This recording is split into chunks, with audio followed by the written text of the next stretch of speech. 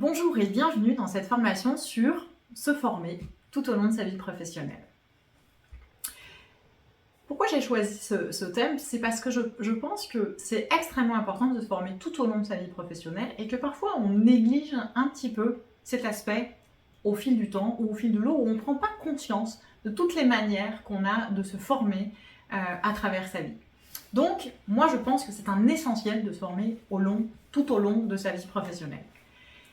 Comment ça démarre la formation? Souvent ça démarre en fait par l'école maternelle, puis l'école secondaire, collège, lycée, puis toutes les formations initiales, le bac, le BTS, les écoles d'ingénieurs, les masters, les doctorats, etc. etc. Ça c'est souvent à ça qu'on pense quand on parle de formation. Puis c'est un préalable et c'est nécessaire. Tout va dépendre des gens, bien évidemment. Mais on peut réussir dans la vie sans avoir fait des formations et des études initiales. Il y a des tas de gens qui le démontrent tous les jours. Mais en tout cas, ça fait partie des types de formations qui existent. Après, il y a la formation, toutes les formations continues qu'on peut faire au cours de sa vie professionnelle, donc qui vont être des apprentissages, qui vont être des formations complémentaires, qui vont être des formations de spécialisation qu'on peut faire à notre initiative ou à l'initiative de notre employeur quand on est salarié ou quand on est entrepreneur, etc. Et puis, il y a également toutes les formations qu'on va faire en fait à titre personnel dans sa vie et que parfois on n'associe pas nécessairement à de la formation. Mais au fond, quand on apprend la couture, quand on apprend le tricot, quand on décide de se mettre au scrapbooking ou j'en sais rien, moi même au sport, etc. En fait, tout ça, c'est des formations qu'on fait, qu'on suit et qui nous développent en fait des apprentissages, des compétences, des savoir-faire. Et au fond, les formations, elles vont être accessibles aujourd'hui de plein de manières, de plein de formats, grâce au présentiel, grâce au distanciel, grâce à la formation en ligne, telle que vous pouvez la trouver ici. Donc au fond, toutes ces formes de formation et d'apprentissage, elles sont présentes partout, mais il y a aussi toutes les autres en fait, parce que ça c'est comme des formations qui sont un peu formelles et structurées. Mais quand je lis des livres, je suis en train d'apprendre. Quand je regarde des newsletters, que je lis des newsletters, j'apprends. Les réseaux sociaux peuvent être aussi des formes d'apprentissage. Que vous appreniez des choses hyper intéressantes en fonction de qui vous suivez ou des choses qui sont peut-être pas très intéressantes. Tout va dépendre de ce qu'on y fait sur les réseaux sociaux. La presse, que ce soit en ligne ou à travers des magazines papier, c'est aussi des manières d'apprendre. Mais il y a également les salons professionnels, les conférences en ligne. Il y a aussi tous les accompagnements individuels et collectifs qu'on peut faire à travers des groupes de parole, des groupes d'analyse de pratique, à travers la thérapie, le coaching.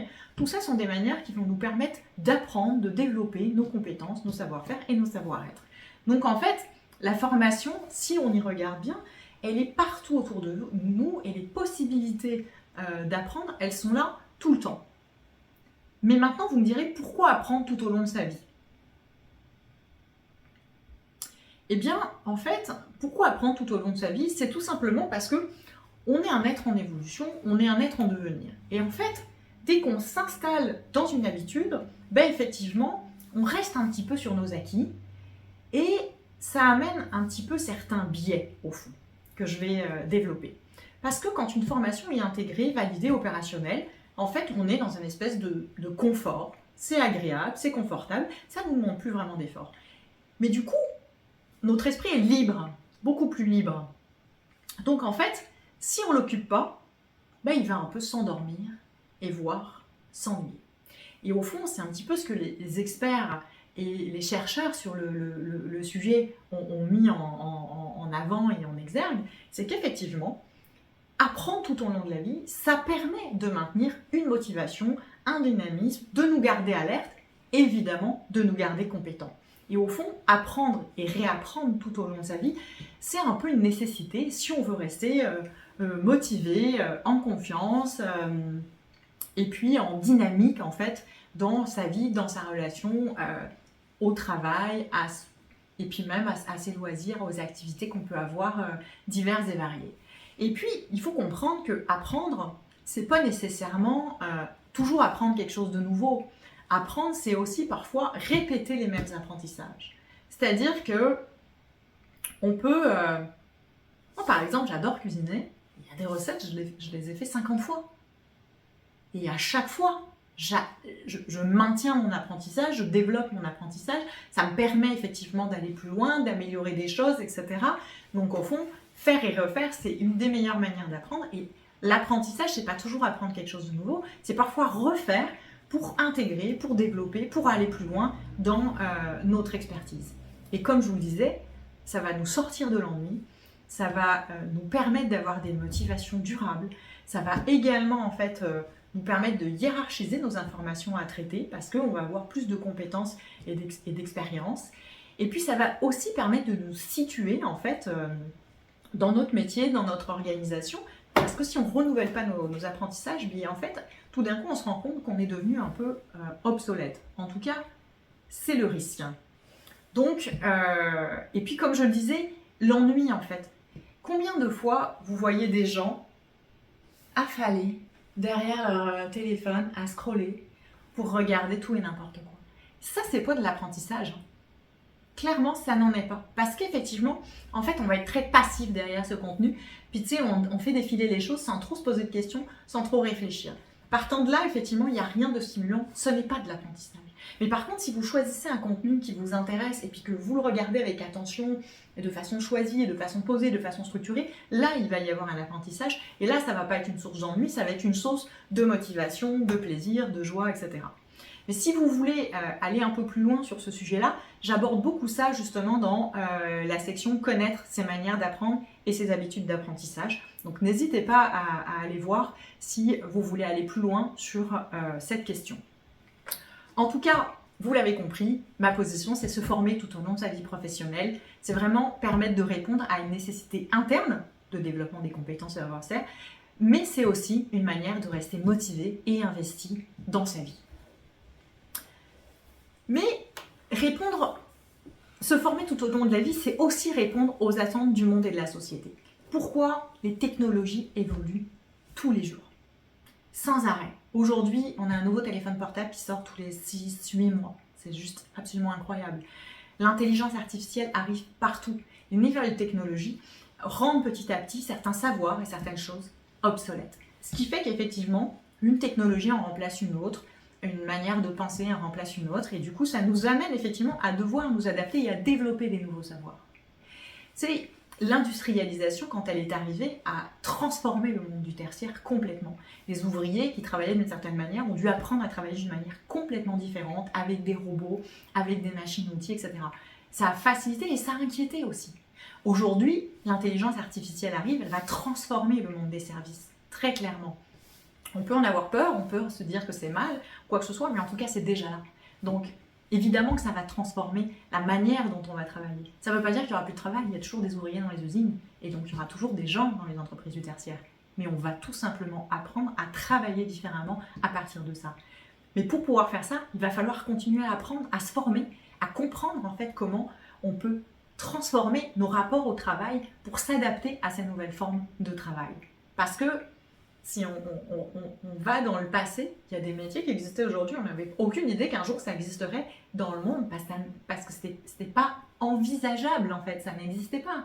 Je sais pas, moi, le métier de photographe, il y a une époque ça n'existait pas, puis un jour on a commencé à créer les premiers appareils photo, mais c'était des trucs énormes, il fallait des heures pour les installer, puis après on a commencé à créer des beaucoup plus petites choses, puis ensuite on a eu des choses avec des films, puis aujourd'hui on a des choses digitales. Et demain, je ne sais pas ce que ça lancera. D'ailleurs, aujourd'hui, par exemple, on a des appareils photo qui font de la photo. Tout le monde fait de la photo, ce qui n'était évidemment pas le cas à une époque. Donc tout évolue, tout change, tout se transforme. Et si on n'apprend pas, on reste un poil en retrait, quoi. Et donc, moi, je pense que plus je suis à l'affût de ce qui se joue dans le monde, et plus je vais être en capacité, effectivement, de prendre la coche dès que les évolutions arrivent. Parce qu'effectivement, il faut être honnête, si on suit les évolutions au fur et à mesure qu'elles arrivent, c'est souvent plus simple que tout d'un coup de se réveiller un matin et se dire « Wow, le monde fonctionne comme ça, puis j'ai pas pris la coche, puis je sais pas du tout, puis j'ai l'impression qu'il y a tellement d'apprentissage à faire. » Tu sais, je vais faire un petit point là-dessus justement par rapport à l'informatique. Aujourd'hui, on voit des personnes âgées qui peuvent avoir 80, 85 ans, etc. Puis qui disent « Oui, mais aujourd'hui, il faut tout faire sur Internet, toutes les administrations sur Internet. Puis moi, je ne maîtrise pas tellement l'ordinateur, l'Internet, etc. » Ça n'existait pas de mon temps. Enfin, fait 30 ans que tu as des ordinateurs partout. Donc, tu as fait quoi pendant les 30 dernières années? Tu sais, c'est pas pour critiquer ces gens-là, puis chacun est bien libre de fonctionner comme il a envie. Tu sais, mais c'est juste pour dire qu'à un moment, c'est pas arrivé là, hier. Ça fait des années que c'est là. Donc, les gens qui disent, je sais pas faire, mais ça fait un moment en fait que tu sais pas faire puis que tu n'as pas choisi de faire. C'est qu'aujourd'hui, tu as l'impression que ça devient une nécessité parce que l'ancien système n'existe plus. Puis c'est sûr qu'au début, les systèmes cohabitent, puis au bout d'un moment, ça cohabite plus. Puis, tu sais, je vous dis ça, moi, avec toute la simplicité et la bienveillance du monde, tu sais, mais moi, je me souviens, l'arrivée des téléphones portables, au début, je n'en voulais pas, je me disais, ça sert à rien. J'ai pas besoin de téléphone portable, j'ai toujours fonctionné sans, pourquoi j'en aurais besoin? Tout le monde en avait, je me suis dit ok. Puis tous mes amis me disaient, tu sais, il serait peut-être temps de t'y mettre, Marie, c'est pénible de ne pas pouvoir te joindre. Puis j'en ai pris un, puis c'est sûr, je me suis dit, effectivement, c'est quand même bien pratique cette affaire. Puis à un moment, il est arrivé les smartphones. Je me suis dit, mais un téléphone, ça sert à téléphoner, pourquoi j'aurais besoin d'un smartphone? Vous voyez, il y a un schéma répétitif chez moi. Mais j'ai un smartphone aujourd'hui. Puis c'est sûr que ça m'a ancré dans l'idée de dire, Marie, tu sais, fais attention, tu sais, parce que parfois, tu peux porter un peu un jugement sur les évolutions, tu sais, et de plus en plus, j'ai appris effectivement à m'en emparer de ces évolutions parce que je me dis, maintenant, c'est quoi, quand il y a des choses qui changent, faut les intégrer directement parce que sinon, c'est bien plus difficile. Alors heureusement, là, tu sais, je ne mets pas non plus 10 ans à le faire, là, mais puis je raccourcis mes temps quand je vois les tendances, j'essaie de m'en emparer. En tout cas, dans mon domaine et dans mon secteur d'activité, je fais très attention à ça parce que c'est ce qui me permet de rester en fait dans l'actualité tout simplement. Donc je vous invite vraiment à faire une veille de ce qui se joue dans vos secteurs d'activité, dans le monde, dans la vie, de manière à pouvoir être au fait et vraiment à pouvoir vous adapter, quoi. L'apprentissage, c'est une des clés de la performance. Et c'est vraiment un moyen pour rester actif et compétitif. Si on veut continuer à cheminer, à évoluer dans cette vie, puis dans cette société, il faut en passer par cette adaptation et cette évolution au niveau des outils, des formations, etc. Donc là, je veux vous inviter, mettez sur pause, prenez un moment, réfléchissez. Dans votre métier, dans votre secteur d'activité, ou même c'est quoi vos envies aujourd'hui? Où est-ce que vous avez besoin de vous former? Où est-ce que vous avez envie de vous former? Qu'est-ce que vous vous dites de c'est quoi les tendances, les choses qui sont en train d'arriver dans vos secteurs d'activité et sur lesquels il va sans doute falloir se former si vous voulez continuer à cheminer? Prenez un moment. Peut-être qu'il y a des formations qui sont dans cette plateforme-là auxquelles vous avez adhéré, tu sais, parce qu'il y a tout un ensemble très vaste de compétences transverses. Donc ça peut être ça déjà, vous dire, tiens, je vais me faire un petit planning là, tiens, je vais aller regarder c'est quoi les formations qu'il y a dans la plateforme, puis je vais me faire un petit programme, tu sais, de ça. Mais ça peut être d'autres choses dans votre métier, dans votre expertise, etc. Parce que parfois, parce qu'on veut mettre en place quelque chose, on va avoir besoin d'acquérir de nouvelles compétences. Donc prenez le temps vraiment de noter ça, puis de vous dire, ok, qu'est-ce que je peux faire en sorte pour les mettre en place et les mettre en œuvre et les mettre en scène. Alors, maintenant on va aborder un petit peu le coût de la formation, parce qu'effectivement, se former tout au long de sa vie professionnelle, vous allez me dire, ça va coûter de l'argent. Alors oui et non. Comme vous l'avez compris, non, parce que il y a plein de moyens gratuits en France. On a des plans de formation dans les entreprises, on a des aides à la formation. Je vais y revenir à la fin de ce cours. Il y a le compte personnel de formation. Et puis il y a, je vous dis, la lecture, la presse, la télévision, YouTube, etc. Il y a plein de moyens en fait, de se former gratuitement. Mais effectivement, il peut y avoir aussi, bien évidemment, des formations payantes, parce qu'il y en a qui ne sont pas pris en charge nulle part, puisque c'est celle-là qui va vous intéresser. Moi, je pense que je comprends qu'on a des enjeux financiers, puis je ne vous dis pas de vous endetter si vous n'avez pas les moyens. Mais quand on a un besoin en formation, puis qu'on voit qu'on ne peut pas trouver de financement, aller se le financer, c'est forcément la solution. Dans ces cas-là, on peut tout simplement d'abord regarder s'il y a des plans de financement qui peuvent se faire, et beaucoup d'organismes le proposent, mais on peut aussi également, épargner un peu, puis se dire, c'est peut-être pas aujourd'hui que je vais la faire, mais c'est demain, tout simplement, quoi. Donc, en tout cas, observez ce que ça représente, mais je dirais que ça ne doit pas être tant un frein, parce qu'aujourd'hui, il y a quand même beaucoup de possibilités de se former, puis d'atteindre notre objectif. Alors, parfois, c'est pas la formation idéale qu'on voudrait faire, mais il y en a une autre qui est à peu près similaire, qui est dans notre budget, quoi. Donc, Combien ça coûte, c'est très très difficile de dire parce que les prix peuvent être extrêmement vastes. On peut aller de 30 € à 30 000 € la formation. Tout va dépendre du temps, des experts, des formateurs, de la réputation de l'organisme, etc. Donc c'est tellement vaste que c'est impossible de vous donner un prix. En général, les prix sont très transparents dans le domaine de la formation. Alors, il y a deux écoles, hein, évidemment, si vous regardez le domaine de la formation. Il y a des gens qui vont afficher très clairement leur prix.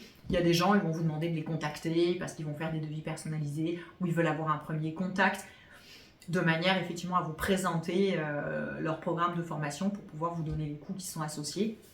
Mais en tout cas, le chemin est effectivement extrêmement vaste et c'est difficile de dire, bah tiens, une formation en moyenne ça coûte tant. Ça dépend tellement des secteurs d'activité, des domaines, de tellement de paramètres que c'est impossible de répondre à cette question.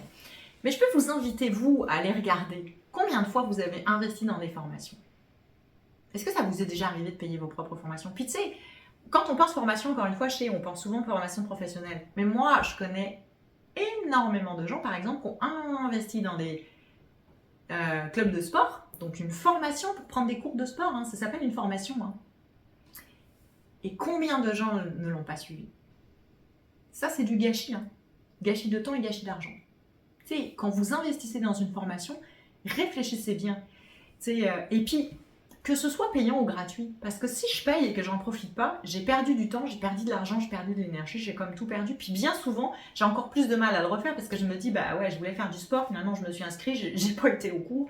Donc à quoi ça sert comme j'arrête le sport, quoi. Ou alors je vais essayer de trouver un truc gratuit. Mais en fait, c'est pas la gratuité qui va changer la chose. Combien de gens s'inscrivent à des trucs gratuits puis ne viennent pas finalement parce qu'ils se disent, ah, finalement j'ai pas le temps, finalement j'ai d'autres choses prévues, etc. De toute façon, j'ai rien payé, je m'en fous. Là, c'est sûr.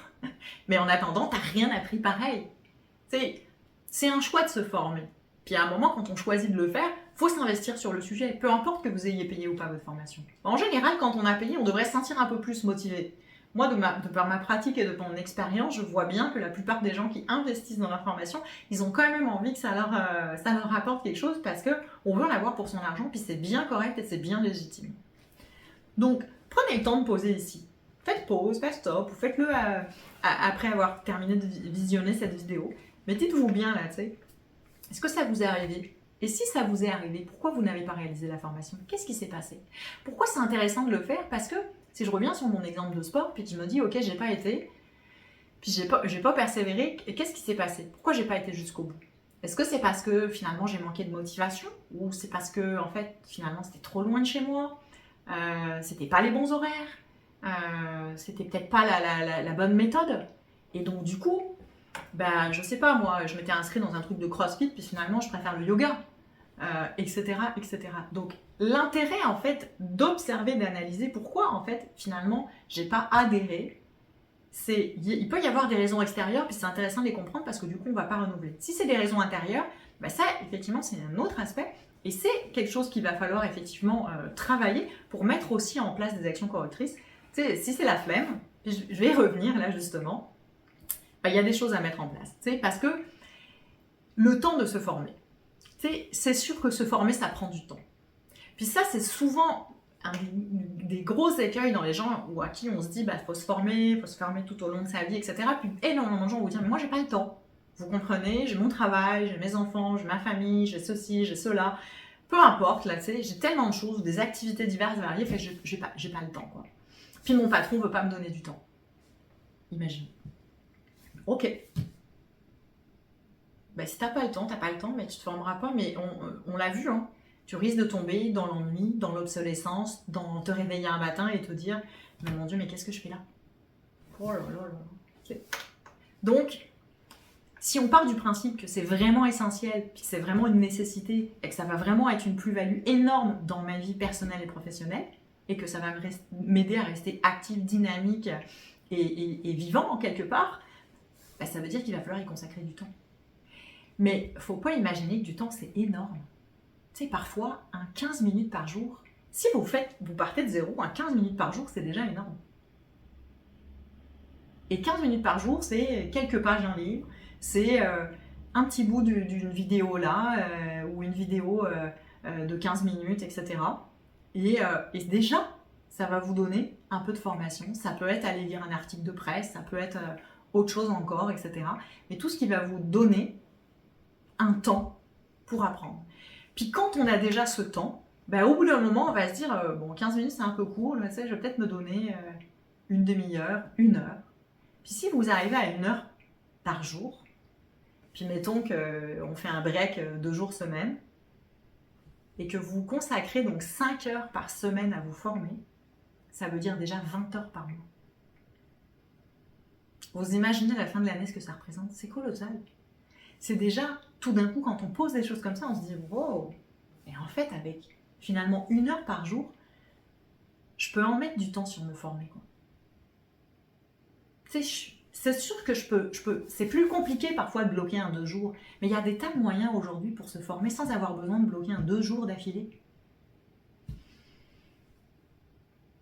Et une fois que c'est devenu une habitude, parce que je le fais régulièrement, en fait c'est rentré dans ma petite routine de vie. Et là, ça devient une bonne pratique. Donc moi je vais vous inviter là, maintenant, à faire pause. Puis à prendre l'engagement vis-à-vis de vous-même, de dire ok, combien de temps je vais consacrer par jour à la formation. Puis, tu sais, soyez sûr d'une chose, je ne pars pas de nulle part pour vous dire ça. Moi, je consacre du temps tous les jours à me former. Tous les jours, je vais lire des newsletters, je vais lire des articles, je vais lire la presse sur ce qui se passe dans mon secteur d'activité, sur ce qui se passe dans le domaine des ressources humaines, de la formation, des RH, du droit du travail. Je vais regarder aussi ce qui se passe dans la société, dans l'actualité, dans le monde des entreprises, etc. Parce que c'est dans cet univers-là et ce monde-là que j'œuvre. Donc ça, je le regarde. Ça me prend un petit temps à tous les jours. En plus, en général, je vais toujours essayer de lire un peu, de me former sur ou en lisant un livre, ou en regardant un bout de formation, une vidéo, quelque chose, etc. Donc à tous les jours, je vais avoir un temps dédié à apprendre quelque chose. Je veux tous les soirs en me couchant me dire « Tiens, j'ai appris un nouveau truc. Tiens, finalement, je suis restée en mouvement et en dynamique. » Donc vous, c'est quoi l'engagement que vous allez prendre? Partagez-le moi si vous voulez.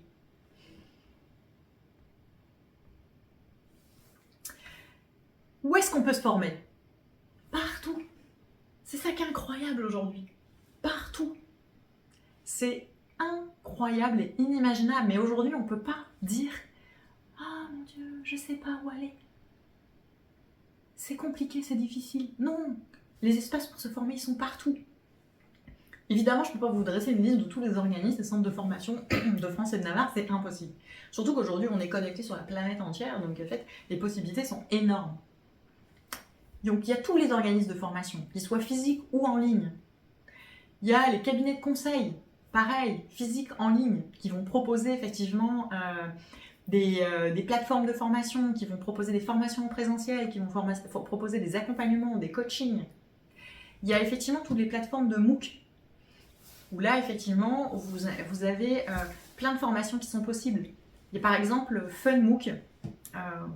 J'en parle parce que je la connais, puis je trouve qu'ils ont énormément de choses. FunMOOC, c'est le MOOC des universités françaises. Et franchement, il y a des contenus incroyables, d'une qualité incroyable, qui permettent vraiment d'apprendre beaucoup de choses sur tout un ensemble de contenus divers et variés, parce que c'est toutes les universités françaises, donc il y en a sur des tas de secteurs d'activité. Donc vous allez forcément trouver des choses qui vont vous intéresser. Les livres. Puis là encore, il y a des gens qui vont me dire « Mais moi, j'ai pas les moyens d'acheter un livre. » Pas de problème, va à la bibliothèque. Ok, le livre que tu veux lire, il n'est pas à la bibliothèque. Demande à la bibliothèque si elle peut l'acheter. Ça existe, c'est possible. Les aidants. Les thérapeutes, les coachs, les psychologues sont des gens aussi avec lesquels on se forme, avec lesquels on apprend sur soi, sur la relation. Donc là, vous avez des annuaires que vous pouvez trouver effectivement auprès des approches thérapeutiques, auprès des ordres, dans certains magazines, etc. Vous allez les trouver. Les magazines, que ce soit en ligne ou dans les kiosques, ou dans les bibliothèques même, on en trouve. Les brèves, les newsletters. La formation, c'est partout. Il y a des tas de moyens. Puis vraiment, entourez-vous. N'hésitez pas. Voyez pas la formation comme quelque chose de limité. On se rappelle, je vous disais, se former, c'est parfois aussi apprendre le tricot. Moi, à une époque, j'ai voulu me mettre au tricot. Comment j'ai fait? Je n'ai pas été prendre des cours de tricot. Pas que ça m'aurait intéressé, mais à l'époque, j'habitais au milieu de nulle part, là, donc il n'y avait rien. J'ai été sur YouTube, puis j'ai commencé à regarder des tutos, j'ai acheté des trucs, puis hop, je me suis mis, je ne suis pas la plus grande tricoteuse de la Terre, on est d'accord, là. Mais bon, je sais faire des écharpes et des bonnets. Et puis, n'oubliez pas, si c'est difficile au début, d'y consacrer du temps, de trouver où, etc., au bout d'un moment, parce qu'on le met en place, et parce qu'on le met en scène, et parce qu'on le met en œuvre, ça devient une bonne habitude. Les financements de la formation. Donc là aussi, les financements, encore une fois, ça ne va pas être une liste exhaustive, hein, mais je pense que je balaye déjà une bonne part des pistes qui sont possibles. Donc, l'entreprise, qui est un financeur, que vous soyez salarié ou entrepreneur, il existe des financements de votre entreprise, que ce soit au plan de formation, que ce soit par les OPCO, qui sont les organisateurs paritaires agréés, collecteurs, qui financent des formations. Donc, tous ces organismes peuvent prendre en charge des formations. Voyez avec votre patron si vous êtes salarié, si vous êtes entrepreneur, c'est à vous d'en décider. Voyez par rapport à votre budget. Mais sachez que tout ça est pris en charge par les organismes agréés, par des aides de réduction d'impôts, etc. Donc il y a vraiment des possibilités d'investir là-dessus qui sont assez vastes. Si vous êtes salarié, effectivement, quand vous arrivez, que vous avez un besoin de formation, il faut que ce soit étayé par rapport à un projet professionnel. Si ce n'est pas le cas, évidemment, vous aurez du mal à convaincre. Et je sais qu'il y a beaucoup de salariés qui m'ont souvent dit moi, je demande des formations, mais on ne me les donne jamais. Ok, mais est-ce que tu as construit un projet en lien? Est-ce que tu as argumenté ça? Et pour ça, allez dans la section construire son parcours professionnel. Parce que là, vous aurez vraiment des pistes pour vraiment construire un projet professionnel, etc., argumenté, qui va vous aider effectivement, s'il y a un besoin de formation en lien avec un projet, à pouvoir argumenter vis-à-vis de votre employeur. Je ne suis pas en train de vous dire que ce sera garanti à 100%, mais déjà vous mettrez toutes les chances de votre côté. Les financements de l'État, donc on a parlé un peu du CPF, le droit individuel à la formation, le compte personnel de formation. Donc, ça permet effectivement des formations limitées dans le temps, hein, parce qu'on ne peut pas faire une formation d'1 an avec ça, mais déjà on a accès quand même à un certain nombre de formations. Et par contre, effectivement, aujourd'hui, on va vous demander une participation à ça, sauf si vous êtes au chômage. C'est une manière en fait d'impliquer un peu plus parce qu'on observe, j'en parlais tout à l'heure, c'est que parfois il y a des gens qui s'inscrivent dans les formations, puis sous prétexte que c'est gratuit, finalement ils viennent jamais. Donc on est quand même obligé de payer l'organisme de formation, puis c'est de l'argent qui est un petit peu parti, puis qui a servi à rien, tu sais. Donc faut faire un peu attention à ça. Je pense que le législateur a voulu mettre ça en place pour éliminer ça. Ça peut être un frein pour certaines personnes, mais voyez dans quelle mesure vous pouvez économiser ou alors trouver d'autres schémas qui vont être gratuits à travers les MOOC, à travers l'internet, etc. Même si ce ne sera pas toujours la même chose, j'en conviens. Après, il y a le CTP, ça c'est le congé de transition professionnelle. Le CTP, ça permet en fait de financer des formations longues sur 1 an en général et qui vont prendre en charge également le salaire en fait. Parce que ça c'est un dispositif qui existe pour les salariés et qui est souvent là pour des projets de reconversion et ça se fait sur dossier et sur demande de candidature. Donc il faut vraiment avoir construit un projet, souvent un bilan de compétences, etc. pour pouvoir argumenter ça. L'alternance, qui est un très bon moyen de se former. Donc on y pense souvent pour les jeunes, mais ça existe également pour les adultes. C'est vraiment un dispositif qui est très intéressant pour pouvoir se former et développer de l'expérience en fait en parallèle. Et puis du coup, c'est la formation est financée par l'entreprise, tout simplement. C'est pour ça d'ailleurs qu'elle a des réductions en termes de coût du salarié qui est présent chez elle. Il y a également des aides donc, spécifiques pour les demandeurs d'emploi, pour les personnes en situation de handicap. Donc là, il ne faut vraiment pas hésiter à se renseigner auprès des organismes compétents. Les régions également peuvent financer des formations, parfois à 100%, pour toute une série de publics. Parce que, surtout sur des métiers en tension en fait, quand effectivement il y a des besoins régionaux, là effectivement il y a des possibilités de formation. Et j'en ai déjà parlé, il y a le financement personnel. Ça reste toujours une option.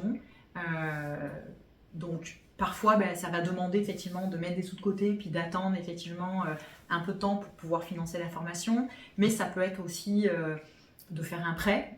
Ça se fait, ça se pratique évidemment. Et puis, il ne faut pas oublier qu'il y a beaucoup d'organismes de formation qui proposent des étalements de paiement de manière effectivement à pouvoir faciliter la possibilité aux gens de participer aux formations en question. Voilà un petit peu tout ce que je voulais vous dire. Je pense que vous avez compris l'essentiel, c'est que oui, c'est important de se former parce que tout au long de sa vie, parce que ça nous maintient motivés, parce que ça nous maintient actifs, parce que ça nous maintient compétents, parce que ça nous apporte effectivement au quotidien dans notre vie professionnelle plus de dynamisme et de compétences, mais effectivement ça nous permet de nous adapter aux évolutions qui existent dans le monde. Les moyens, ils sont infinis, les possibilités, elles sont infinies, les possibilités de financement également. Il y a aussi de la gratuité, donc je pense que vous n'avez aucune raison de ne pas continuer à vous former et vous reformer. Puis comme je vous le disais, il y a aussi la possibilité de refaire et refaire des formations, donc, ou de relire des livres, etc.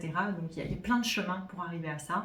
Bonne suite avec ça, merci beaucoup, au plaisir et à bientôt.